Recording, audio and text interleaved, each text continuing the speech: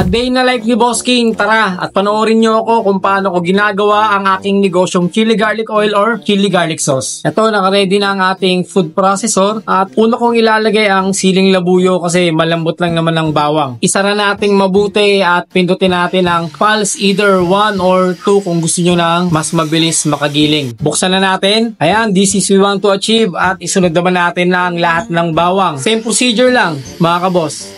Time's up. Ayan, buksan na natin. Goods. And this is we want to achieve balance. Kita nyo naman ang ating chili and garlic. Painitin na natin ang ating non-stick pan at ilalagay na natin ang natutulog na mantika. So gigisingin lang natin to mga kaboss gamit ang high flame. Ayan, gising na ang ating mantika at akin namang ilalagay ang chili garlic at sisimutin natin yan gamit ang rubber spatula. Tutuloy natin ang pagluluto hanggang maging golden brown yung color ang bawang at maging crispy ang chili. Hahaluin lang natin to gamit ang wooden sandok. Timpla ng asin, pamintang pino, lumutang na ang bawang at ilalagay ko na ang aking sikretong tomato paste. Ito talaga ang nagpapasarap kung bakit binabalik-balikan naman talaga ang aming siomai at ang aming sausawan. Hahaluin lang natin to ng dahan-dahan hanggang matunaw sa mahinang apoy. Pwede na nating palamigin at portion. Kape tayo mga kabos. Nagtimpla lang ako ng black coffee with evap. So lasang laki na to. Tara, i-portion na natin ang ating ginawang chili garlic oil gamit ang digital weighing scale. Next step na, maglalagay ako dito ng sealer at gagamitan ko ito ng blower. At ang panghuli, huwag kalilimutan lagyan ng sticker. Available na po ang ating chili garlic oil, 200 ml for only 200 pesos and 120